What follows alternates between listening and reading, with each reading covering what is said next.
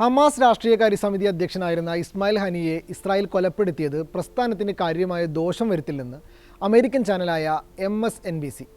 വർഷങ്ങളായി ഹമാസ് നേതാക്കളെ ഇസ്രായേൽ കൊലപ്പെടുത്തുന്നുണ്ട്. ഇതൊന്നും പ്രസ്ഥാനത്തിൻ്റെ പ്രവർത്തനങ്ങളെ തടസ്സപ്പെടുത്തിയിട്ടില്ലെന്ന് ചാനൽ വ്യക്തമാക്കുന്നു. ഹമാസിൻ്റെ നിരവധി മുതിർന്ന നേതാക്കളെയാണ് ഇസ്രായേൽ നേരത്തെ കൊലപ്പെടുത്തിയിട്ടുള്ളത്.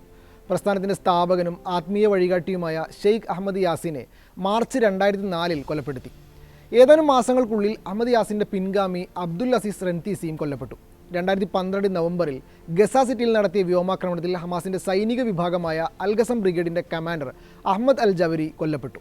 2024 ജനുവരിയിൽ സാലിഹ് അൽ അറൂരിയെ ബൈറൂത്തിൽ വെച്ച് കൊലപ്പെടുത്തി. ഈ കൊലപാതകങ്ങൾക്കിടയിലും വർഷങ്ങളായി വികസിപ്പിച്ചെടുത്ത ശക്തമായ സ്ഥാപന ഘടന കാരണം ഹമാസ് ഒരു പ്രസ്ഥാനമായി നിലനിൽക്കുകയാണെന്നും ചാനൽ വ്യക്തമാക്കുന്നുണ്ട്. 17 വർഷത്തെ ഭരണത്തെ തുടർന്ന് ഗസയിൽ അതിൻ്റെ സ്വാധീനം കൂടുതൽ ഭദ്രമാക്കുകയും ചെയ്തു.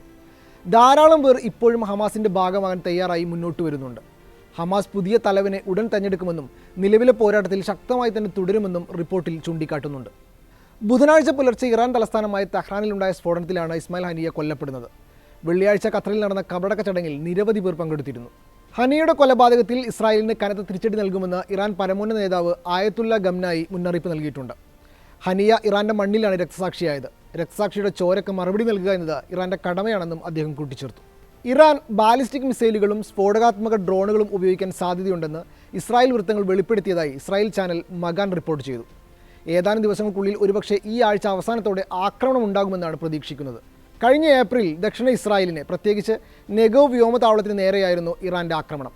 എന്നാൽ മധ്യമേഖലയിലെ സൈനിക താവളങ്ങൾ ലക്ഷ്യമിട്ടായിരിക്കും ഇത്തവണത്തെ ആക്രമണമെന്നാണ് പ്രതീക്ഷിക്കുന്നതെന്ന് അധികൃതർ വെളിപ്പെടുത്തിയതായും ചാനൽ റിപ്പോർട്ട് ചെയ്യുന്നുണ്ട്. ഇറാന് പുറമെ ഹിസ്ബുള്ളയുടെ ഭാഗത്തു നിന്നും ഇസ്രായേൽ വലിയ തിരിച്ചടി പ്രതീക്ഷിക്കുന്നുണ്ട്. ഹിസ്ബുള്ള കമാൻഡർ ഫുആദ് ഷുക്കൂർ കഴിഞ്ഞ ദിവസം ബൈറൂത്തിൽ കൊല്ലപ്പെട്ടിരുന്നു. വലിയൊരു തിരിച്ചടി തന്നെ ഉണ്ടാകുമെന്ന് Hezbollah secretary general Hassan Nasrallah മുന്നറിയിപ്പ് നൽകിയിട്ടുണ്ട്. ഇതിൻ്റെ പശ്ചാത്തലത്തിൽ ഇസ്രായേലിലെ ഹൈഫ പ്രദേശത്ത് എല്ലാവിധ പരിപാടികളും സർക്കാർ റദ്ദാക്കിയിട്ടുണ്ട്.